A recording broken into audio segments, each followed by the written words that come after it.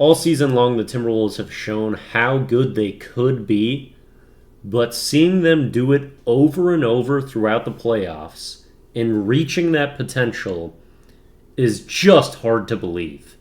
I've had so much belief in this team. I thought Anthony Edwards could be this type of player, that Michael Jordan level player since his rookie year, but actually seeing it happen is so shocking. And this is the ultimate example. Like winning that game one, wow, that was impressive. This, a 26-point win in game two in Denver to put us at 6-0 in the playoffs. 4 straight road playoff wins. Taking the defending champs and dismantling them. Holding them to 80 points while we did not have the probably defensive player of the year in Rudy Gobert, missing the game for the birth of his child. And we absolutely punked the Denver Nuggets. They were practically useless. You have Jokic, the most pedestrian game you're going to see from him in the playoffs. Only 16 points. All types of turnovers. Barely impactful. Jamal Murray, only 8 points. Gets so pissed off he throws a heat pack onto the floor. Lucky to not be teed up for that. Might even get suspended. That's not something you can do. From the bench, throwing an object onto the court during live play. Insane that he doesn't get penalized for that during the game. As well as Michael Malone just practically headbutting Mark Davis, one of the officials, to scream at him. The fact, I thought he was getting ejected. The fact he doesn't get teed up either is also just bizarre, especially what we saw with Anthony Edwards and his rescinded technical last game. But the Wolves just came up and took the soul from the Nuggets. They undressed them. Imagine how exhausting that game must have been. It felt like it was difficult for the Nuggets to get past half court, to initiate anything, to get close to the basket, and then at times just to get a shot off. You see Jokic shot clock violation. Can't even turn around to the rim by the time the shot clock goes off.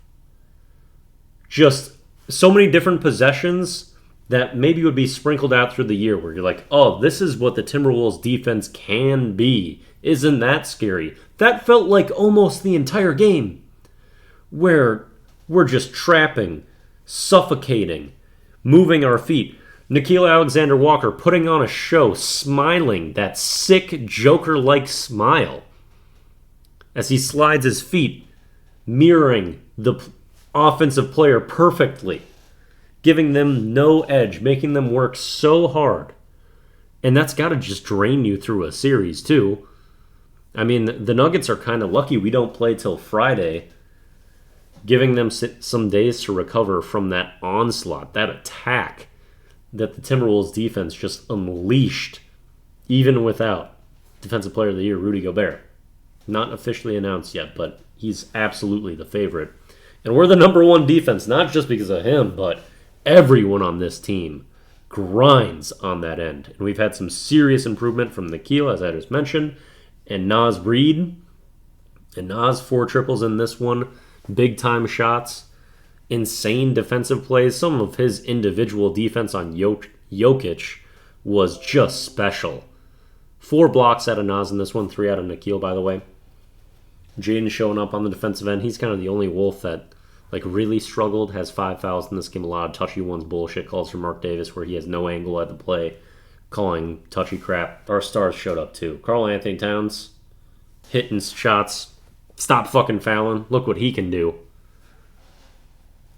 He had a special offensive game. Anthony Edwards too. Not as persistent attack throughout this game where he was just hurting them over and over and over, but sprinkle in some real killer plays. Tough pull-ups. My goodness, the baseline back down where he ends up getting double-teamed, fadeaway rise over 2 different players, going right on that fade. That is such an insanely difficult shot. And we all know who it looks like. Man. Hard to believe. I've been a believer in these Timberwolves since I was a baby.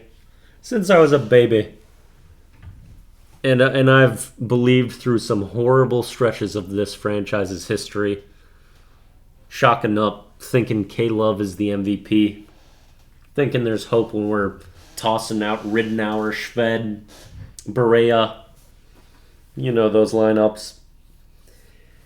And now we're here.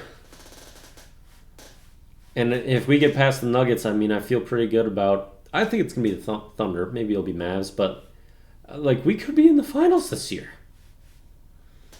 We're undefeated in the playoffs right now. And that's not to say this series is over by any means. They are the champs. We have to treat them with that respect. And they can win on the road. But they haven't been behind in a series in a long time. I don't think they were ever behind in the series, or in a series last season when they won the championship. They had home court. They'd take care of business early, get the advantage in those series, and move along. They lost both games at home to start here. And we really took those games. We were the aggressors. It's not that they can't make an adjustment because they're champs. You have to expect that they will. Watching a game like that, it's really difficult to not think that we're just going to continue to ascend and rise. That's not how life works. That's not how anything works. There's up and downs.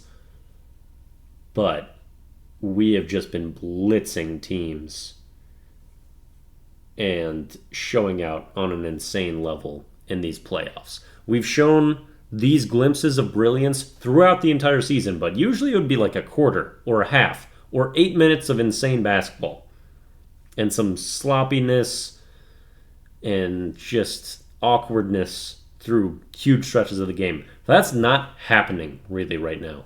And the defensive intensity buys us so much margin of error for guys to figure it out on the other end. And we're doing it. And we're moving. And we're valuing things, and Anthony Edwards is willing to just have the most extreme focus. Things are so good, it's just hard to believe. Especially as a Minnesota sports fan. You just wonder when things are going to veer off the rails. And it feels like it might not this time. Tim Connelly, I'm sorry, by the way. It is amazing seeing what he has built up to dismantle the other team that he built up. Holy shit. That is such an amazing saga. And I do feel bad for all of the slander that I brought Tim Connelly's way last year, although I think it was... I just called out what it looked like last year, but who would have thought Gobert would elevate like he has? Our player development has to be just insanely good in the building with the steps that Nikhil Nas has played. The depth of this team is on full display. We've got really great players that don't even make the rotation. And Ant, of course, has elevated his game. It's just been amazing. And you can tell, everyone's on board. Even coaching staff. Micah Norrie's been the head coach the last 2 games, essentially, with Finch being on the bench but unable to stand. Everyone got that dog in him this year on the Wolves squad. The swag club is here. One more note, too. So the 3 leading scorers. Jokic had the second most. Gordon has the most points for the Nuggets. Justin Holiday is the third most. Justin Holiday goes 4 of 5 on threes. Aaron Gordon goes 3 of 5 on threes. That is rare for those two to have offensive performances like that, and they still only manage 80 points. Nuggets even had a couple people really step up their games, and this is what just happened. Unbelievable. What a time.